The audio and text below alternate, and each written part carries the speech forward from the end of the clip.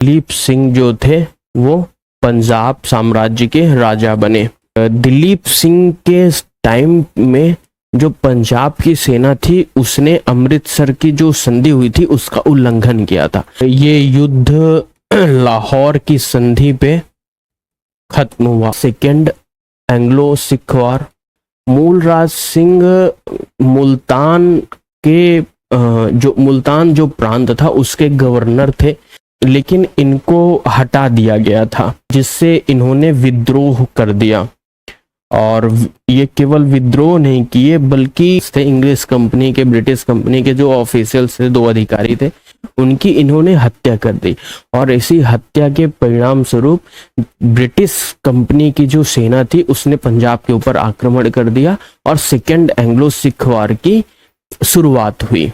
तो अपन पंजाब को डिस्कस कर रहे थे और पंजाब को डिस्कस करने के क्रम में हमने रणजीत सिंह तक के इतिहास को देख लिया था। उससे आगे के इतिहास को अपन इस डिस्कशन में चर्चा करते हैं। तो रणजीत सिंह जी के बाद नवनिहाल सिंह, नवनिहाल सिंह, नवनिहाल सिंह और नवनिहाल सिंह जी के बाद शेर सिंह, शेर सिंह। ये उनके 2 पुत्र राजा हुए, लेकिन कुछ ही समय में इनकी डेथ हो गई, इनको मार दिया गया। और इनके बाद दिलीप सिंह जो थे वो पंजाब साम्राज्य के राजा बने।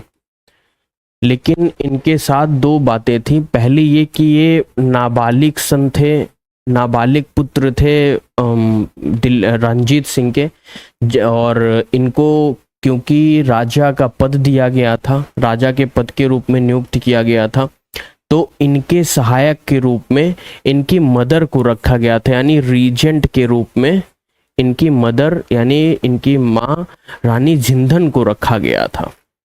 और दिलीप सिंह के टाइम में जो पंजाब की सेना थी उसने अमृतसर की जो संधि हुई थी उसका उल्लंघन किया था, क्योंकि अमृतसर की संधि जो रणजीत सिंह और इंग्लिश कंपनी के बीच में हुई थी उसमें सतलुज रिवर को पंजाब और इंग्लिश कंपनी के बीच में बॉर्डर के रूप में मान्यता दी गई थी।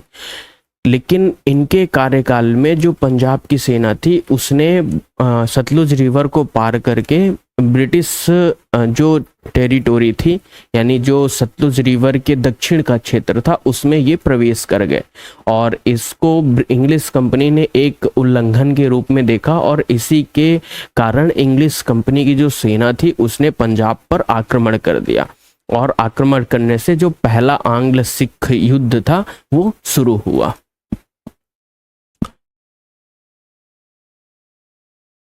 आंग्ल सिख युद्ध, और ये युद्ध 1845 से 46 तक चला।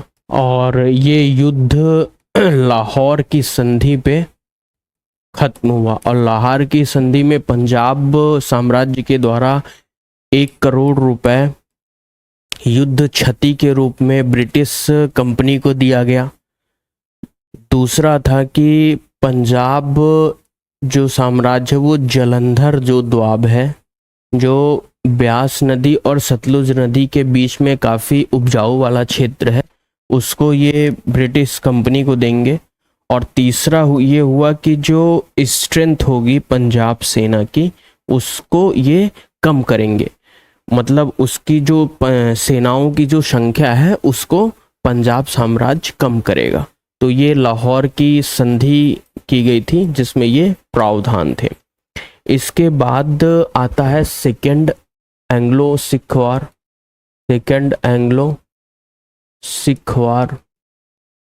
और इस वार के यदि कारणों पर आप जाएं तो इसमें पहला कारण है लाहौर की संधि। लाहौर की संधि इसलिए है क्योंकि लाहौर की जो संधि के प्रावधान थे वो काफ़ी असंगत रूप से पंजाब साम्राज्य के ऊपर थोपे गए थे।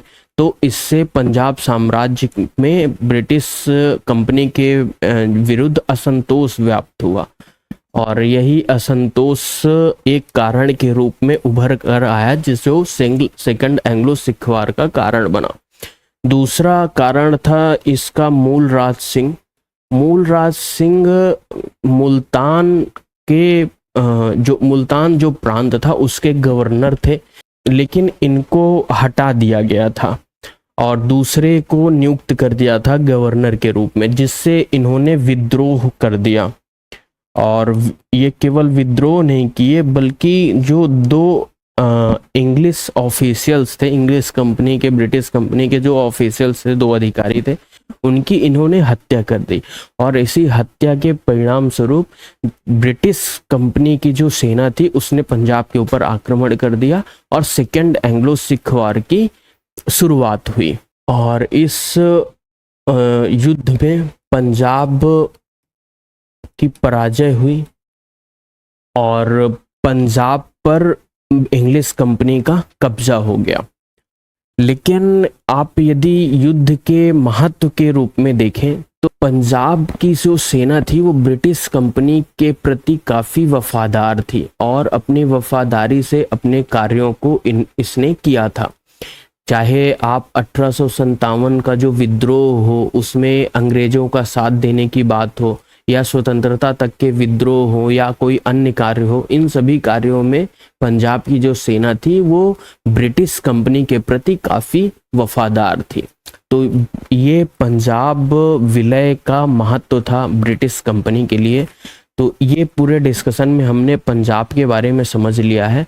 अब अगले डिस्कशन में इससे आगे की चर्चा को अपन देखेंगे।